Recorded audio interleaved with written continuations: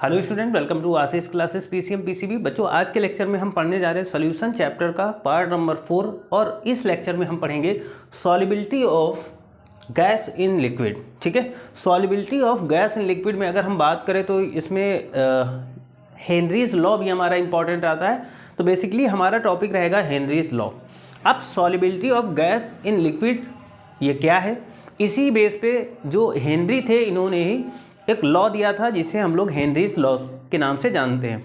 देखो बच्चों, solubility of gas in liquid की अगर हम बात करते हैं तो किसी लिक्विड में गैस का डिजॉल्व होना ही सॉल्युबिलिटी ऑफ लिक्विड होता है। ये आसान भाषा में आप समझ कर सकते हैं कि किसी भी लिक्विड में गैस का डिजॉल्व होना ही सॉल्युबिलिटी ऑफ गैस होता है ना, इन लिक्विड। तो देखो, सबसे पहले अगर हम बात करें तो हेनरीज लॉ में बताया क्या गया। देखो, अगर हेनरीज लॉ हम बात करते हैं तो यह solubility of gases in liquid base पे है। इसमें क्या होता है कि अगर हम बात करते हैं कि यहाँ पर कोई कंटेनर ले लेते हैं और यहाँ पर कोई लिक्विड ले लेते हैं, ठीक है, ये कोई लिक्विड है और इस लिक्विड पर हाई प्रेशर पर, ठीक है, हाई प्रेशर पर, प्रेशर कैसा होगा, हाई, ठीक है, और हाई प्रेशर जब इस पर लगाएंगे, यहाँ पर कोई गैस होगी तो जितना यहाँ पर हाई प्रेशर हम करते जाएंगे गैस लिक्विड में डिजॉल्व होती चली जाएगी। जैसे जैसे प्रेशर बढ़ता चला जाएगा और गैस वैसे वैसे क्या होगी, डिजॉल्व हो जाएगी। ठीक है, लेकिन जो टेम्परेचर होना चाहिए बच्चों वो कांस्टेंट होना चाहिए, है ना। यानी किसी भी लिक्विड में गैस को डिजॉल्व करने के लिए टेम्परेचर एक कांस्टेंट होना चाहिए। भाई बहुत ही ज़्यादा अगर हाई टेम्परेचर होगा तब भी प्रॉब्लम होगी और बहुत ही ज़्यादा लो टेम्परेचर होगा तब भी प्रॉब्लम होगी। तो टेम्परेचर क्या होगा, कांस्टेंट होना चाहिए, हाँ, लेकिन प्रेशर ज़्यादा होना चाहिए। जितना ज़्यादा प्रेशर उतना ज़्यादा गैस डिजॉल्व होगी लिक्विड में। तो इसी के बारे में किसने बताया, इसी के बारे में हेनरीज ने सबसे पहले बताया और उन्होंने फिर इसी को एक लॉ दे दिया जिसे हम लोग बोलते हैं हेनरीज लॉ। उन्हीं के नाम के ऊपर बन गया हेनरीज लॉ। समझ गए होंगे। डेली लाइफ में आप बहुत सारे एग्जाम्पल देखते हैं हेनरीज लॉ बेस पे। कैसे कैसे एग्जाम्पल, अगर बच्चों हम डेली लाइफ में बात करते हैं तो जो आप कोल्ड ड्रिंक्स वगैरह देखते हैं तो कोल्ड ड्रिंक्स वगैरह में आप क्या करते हैं, जब भी आप उनकी बॉटल को खोलते हैं तो उसमें से गैस निकलती है ना, एकदम सूं करते हुए गैस निकलती है। या फिर आप कोल्ड ड्रिंक को आप क्या करते हैं, ग्लास में डालते हैं तो देखे होंगे कि बहुत सारे बबल्स टाइप के निकलते हैं, है ना। तो कोल्ड ड्रिंक्स में जो लॉ यूज़ होता है वो हमारा हेनरीज लॉ बेस पे होता है, क्योंकि कोल्ड ड्रिंक्स की बोतल को जब बंद किया जाता है तो उसमें कार्बन डाइऑक्साइड गैस को हाई प्रेशर पर उस लिक्विड में डिजॉल्व किया जाता है ना। उसके साथ साथ और भी कई सारे डेली लाइफ में एग्जाम्पल हैं। अब देखो, जैसे हमारा जो ऑक्सीजन है ना, ऑक्सीजन एंड कार्बन डाइऑक्साइड का जो हमारे लंग्स में चेंज होता है। भाई ऑक्सीजन हम बाहर से लेते हैं और वो हमारे लंग्स में जाती है और लंग्स में जाने के बाद में वो ब्लड में डिजॉल्व होती है और फिर ब्लड में डिजॉल्व होने के बाद में पूरे बॉडी में सर्कुलेट होती है ऑक्सीजन। अब वो गैसेस फॉर्म में तो जाती नहीं, लिक्विड फॉर्म में जाती है, लिक्विड में डिजॉल्व होकर। तो वहाँ पर भी जो प्रेशर होता है वो बहुत ही ज़्यादा हाई होता है। ठीक है, हाई प्रेशर पर क्या होता है कि ऑक्सीजन ब्लड में डिजॉल्व हो जाता है और फिर आगे की ओर चला जाता। तो इन्हीं सब चीज़ों के बारे में हम लोग हेनरीज लॉ में समझेंगे। तो चलिए हम बात करते हैं हेनरीज लॉ की बच्चों। In order to explain solubility of gases, in order to explain solubility of gases in liquid, Henry put forward a law known as Henry's law.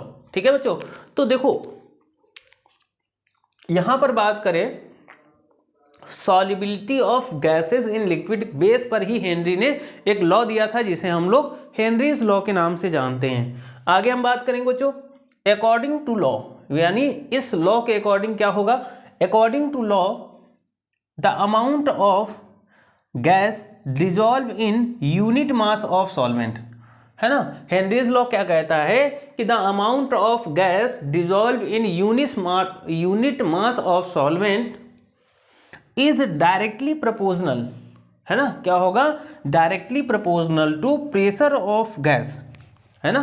Pressure of gas के डायरेक्टली प्रोपोर्शनल होगा और कब, at constant temperature. देखो temperature का बहुत ही यहाँ पर use होगा, टेम्परेचर कांस्टेंट होना चाहिए। हेनरीज लॉ में टेम्परेचर का विशेष ध्यान रखना है। अगर टेम्परेचर बहुत ही ज़्यादा अगर रहेगा तब भी दिक्कत है, और बहुत कम हो जाएगा तो भी दिक्कत है, इसलिए टेम्परेचर कांस्टेंट होना जरूरी है। आगे हम एग्जांपल के थ्रू यहाँ पर समझते हैं। सपोज W ग्राम गैस, मान लेते हैं कि हमारे पास W ग्राम गैस है ना, is dissolve at a pressure P, है ना, और उसको P प्रेशर में पे क्या करते हैं, डिजॉल्व करते हैं इन unit mass of solvent, unit mass of solvent में। तो बच्चों क्या हो जाएगा, W प्रोपोर्शनल टू P। अब आपको पता है कि अगर प्रोपोर्शनल हटता है तो एक कांस्टेंट वैल्यू आ जाती है। सपोज कर लो कि यहाँ पर W प्रोपोर्शनल हटा दिया तो KH P आ गया। हम P को नीचे ले आएंगे तो ये आ जाएगा W अपॉन P, और ये कांस्टेंट वैल्यू हो जाएगी। तो हेनरीज लॉ इंपॉर्टेंट बहुत है, ठीक है। डेली लाइफ में इसके बहुत ही सारे एग्जाम्पल हैं, सारे एग्जाम्पल हम लोग अभी डिस्कस करेंगे। आगे बात करते हैं बच्चों, if solubility of gas in liquid is being measured in term of mole fraction. अगर हम मोल फ्रैक्शन के टर्म में solubility of gas in liquid को देखते हैं तो क्या होगा, the partial pressure of gas in solution, ठीक है, गैस इन सॉल्यूशन। तो यहां पर क्या हो जाएगा बच्चों, P proportional P equal to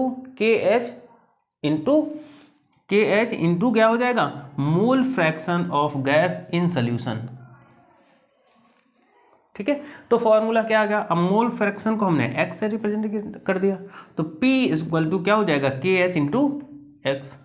तो ये मोल फ्रैक्शन के टर्म में फॉर्मूला आ जाता है ना। आगे हम लिमिटेशन की बात करते हैं। तो लिमिटेशन हमारे हेनरीज लॉ की बच्चों बहुत इंपॉर्टेंट रहती हैं, लिमिटेशन ज़्यादा इंपॉर्टेंट है। सॉरी, लिमिटेशन नहीं, एप्लीकेशन की बात करेंगे। तो एप्लीकेशन की बात करते हैं बच्चों, to increase the solubility of carbon dioxide soft drinks bottles are sealed at high pressure. देखो वही चीज़ आ गई कि जितनी भी हमारी सॉफ्ट ड्रिंक्स होती हैं, कोल्ड ड्रिंक्स वगैरह जो होती हैं, है ना, इन सब में क्या होता है, इंक्रीज द सॉल्युबिलिटी। भाई इनमें क्या होता है, कार्बन डाइऑक्साइड गैस भरी होती है, फिल की जाती है। लेकिन अब कार्बन डाइऑक्साइड गैस तो फिल की जाती है, लेकिन हमें ये भी देखना है कि वो गैस पूरी तरीके से उस लिक्विड में डिजॉल्व हो जाए। तो डिजॉल्व होने के लिए जितनी भी सॉफ्ट ड्रिंक्स होती हैं, जब उनको सील्ड किया जाता है तो हाई प्रेशर पर उनमें गैस डिजॉल्व कराई जाती है ना। इसीलिए आप देखते होंगे कि जैसे ही आप कोल्ड ड्रिंक्स वगैरह की बॉटल ओपन करते होंगे तो एकदम से प्रेशर के साथ में क्या होता है कि गैस बाहर की ओर निकलती हैं, और कहीं आप थोड़ा सा हिला भी देंगे तो वो गैस क्या करेंगी, अपने साथ में सारी लिक्विड को भी बाहर फेंक देती हैं। तो गैस क्या करते हैं, increase solubility of carbon dioxide in soft drinks, the bottle sealed at high pressure. Bottle को हाई प्रेशर पर सील्ड किया जाता है, ये चीज़ आपको पता है। दूसरा बात करते हैं बच्चों दूसरे पॉइंट की, in deep sea diving the respiratory mixture helium added in O2 so that painful effect may be reduced when diver comes at surface। बच्चों देखो, जो सी डाइवर होते हैं, सी डाइवर का मतलब होता है जो समुद्र के अंदर गहराई पर जाते हैं, है ना। तो वो देखा होगा आपने, वो अपने साथ क्या ले जाते हैं, ऑक्सीजन सिलेंडर तो ले जाते हैं, लेकिन उस ऑक्सीजन सिलेंडर के साथ साथ उसमें हीलियम गैस भी होती है। हीलियम गैस क्यों फिल कर देते हैं, तो बच्चों हीलियम गैस इसलिए फिल कर देते हैं ताकि जब वो सरफेस पे आए तो उनको जो पेन हो, उस पेन से पेन ना हो, है ना। अगर डायरेक्ट ऑक्सीजन लेंगे तो प्रॉब्लम होगी वहाँ पर, लेकिन जब हीलियम के साथ ऑक्सीजन जाती है और फिर क्या होता है कि डाइवर कम्स सरफेस, जब वो सरफेस पे आता है तो उसे पेन नहीं होता, दर्द नहीं होता है। तो ये भी हमारा हेनरीज लॉ पे एप्लीकेशन है, ये चीज़ आपको समझ में आई होगी। उसके बाद में थर्ड एप्लीकेशन क्या दिया गया बच्चों, exchange of carbon dioxide and O2 यानी ऑक्सीजन या carbon dioxide in blood the lungs is based on Henry's law. ये चीज़ भी बहुत सही है कि लंग्स में जब कार्बन डाइऑक्साइड और ऑक्सीजन का एक्सचेंज होता है तो वहाँ पर हेनरीज लॉ एप्लीकेबल होता है। क्यों, क्यों भाई, ऐसे डायरेक्ट ऑक्सीजन गई तो डायरेक्ट ब्लड में तो मिलेगी नहीं, उसको जब प्रेशर के साथ में ब्लड में डिजॉल्व किया जाएगा तभी वो डिजॉल्व होगी, है ना। और जब प्रेशर के साथ में कार्बन डाइऑक्साइड बाहर निकलता है तो मतलब ये आप समझ लीजिएगा कि गैसों का जो एक्सचेंज होता है लंग्स में, वहाँ पर हेनरीज लॉ एप्लीकेशन होता है, क्योंकि वहाँ पर प्रेशर यूज़ होता है और तभी जा कर के फिर वो पूरे बॉडी में ऑक्सीजन सर्कुलेट हो पाती। तो यहाँ पर भी हमारा क्या होता है, हेनरीज लॉ एप्लीकेबल है। लिमिटेशन, अच्छा 2 लिमिटेशन तो आपको पता है कि हेनरीज लॉ की लिमिटेशन क्या है। पहली लिमिटेशन आ जाती है बच्चों कि हेनरीज लॉ के लिए आपको क्या है कि गैस जो होनी चाहिए, जो टेम्परेचर होना चाहिए वो बहुत ही ज़्यादा हाई नहीं होना चाहिए, है ना। टेम्परेचर बहुत ज़्यादा हाई हो जाएगा तो वहाँ पर हेनरीज लॉ एप्लीकेबल नहीं होगा। दूसरी लिमिटेशन आती है कि टेम्परेचर बहुत ही ज़्यादा लो भी नहीं होना चाहिए। अगर टेम्परेचर बहुत ही ज़्यादा लो हो गया तब भी प्रॉब्लम हो जाएगी। तो हेनरीज लॉ के लिए एक कांस्टेंट टेम्परेचर की ज़रूरत होती है। ओके, यहाँ तक समझ में आया होगा सारी चीज़ें।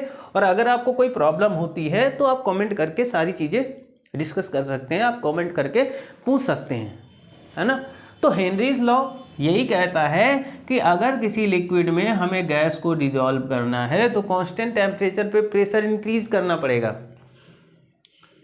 है ना। जैसे जैसे आप प्रेशर इंक्रीज करेंगे वैसे वैसे क्या होगा कि जो गैस है वो हमारी क्या होगी, लिक्विड में डिजॉल्व हो जाएगी। ठीक है, अब हम इसके कुछ न्यूमेरिकल देख लेते हैं, है ना, एग्जाम्पल के फॉर्म में। यहाँ तक तो हो गई थ्योरी और आपको समझ में भी आई होगी, है ना। अब न्यूमेरिकल की ओर चलते हैं।